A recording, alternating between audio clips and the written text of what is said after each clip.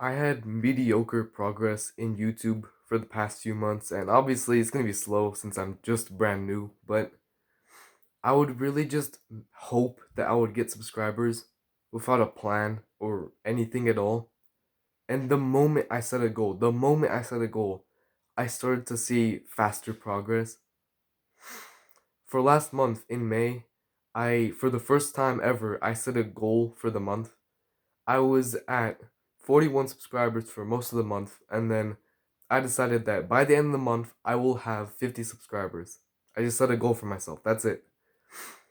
But it's not just that you're setting a goal, your brain is focused on the goal. So it's not only that you're going towards it, but you're thinking of ways that you can do better and actually achieve it faster. So my brain was literally focused on getting 50 subscribers for the last month, the whole month essentially. I was just thinking of ways like how can I be better? How can I talk better? And I literally got so many ideas, so many better ideas as well for even just videos where I just only got them because I was so focused on my goal. The reason why it's so powerful is that your brain can't help it. Your brain wants to go towards the goals that you set. But you can't set vague goals. You have to make it actually measurable from you start here, you end here. It has to be measurable. You have to see the progress. You can see the progress, and that's why it makes it so easy to go towards it. You see the progress that you make, and so it's just so much easier to keep going forward. And it can't be vague. Just it can't be vague. Just set a goal that you can measure. That's honestly the biggest thing of this video. If you want to set a goal, make it measurable. And also as a side note, the more goals you have, the less powerful they are. So imagine New Year's resolutions. You decide you're gonna stop smoking, you're gonna stop vaping, you're gonna stop eating junk food, you're gonna start eating healthy, you're gonna start working out, you're gonna lose weight. All of these pile up, and you just end up not doing them. You're not gonna do them because you have too many goals. And again, they're too vague, but too many goals. If for that year you just put, I'm gonna stop smoking, boom, that's it. Obviously, it's gonna be so much more easier to actually achieve that goal. Obviously, it's gonna be so much easier to stop smoking if that's the only thing you have in your mind. And I'm not telling you to obsess over your goals, but especially addictions, but obsess over actually reaching it. It's hard to explain, but like just for example, I have a paper right here. These are my goals for 2024. I literally had this paper on my bed. Every time I would wake up, I would look at it, like stare at it. And every time I would go to bed, I would stare at it. And in my mind, I would visualize just achieving that goal. So for this month, May 50, I just wrote May dot dot 50 subs. And in my mind, I imagined at the end of May, right, June 1st, in my mind, I imagined 50 subscribers. I would open up YouTube Studio, look at the counter with the subs, it would say 50 right there. And I actually surpassed it. As of recording this video, I have 55 subscribers. And so I went from 41 and I was stuck at it for a while to 40% growth.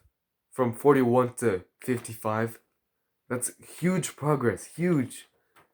And I only got it because I was so focused on my goals.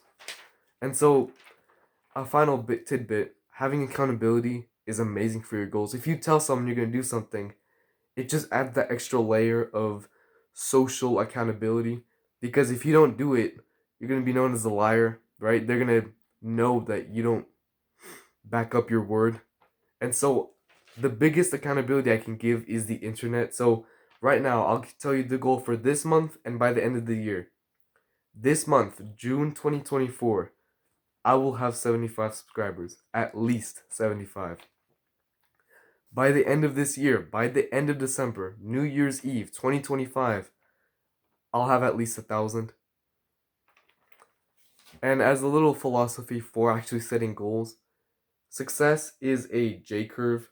So at the end, you'll have a lot of rewards, right? So going from 50 to 1,000 is a big gap. but it's because it's like this, it's exponential.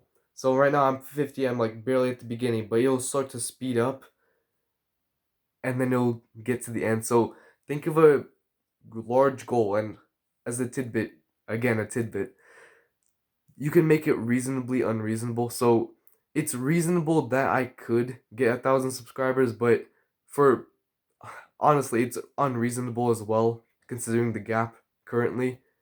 But it's because of that, it's reasonably unreasonable. 1,000 is a big number, but I'll be able to get it because, again, the J curve success. So again, 1,000 at the end of the year, but you also want to set goals for each month as well, just so you can track the progress, see your progress, right? But because it's J curve, the halfway mark isn't half of what your big goal is. So for me, it's 1,000. But for July, for example, let me see. For July, I only have 125 subscribers. July, and that's what the middle of the year essentially. Or I guess this month is the middle of the year, but that's a big jump. But again, exponential. It's slow at the beginning, but it starts to speed up, speed up, speed up until you eventually get the big goals that you have. Honestly, I wish I started setting goals whenever I started working out. So whenever I started working out, really, I just had the vague goal. I made the mistake. I had a vague goal that I want to build muscle and look good. You already know the problem with that. So action step for you right now: set a goal for something that you really want.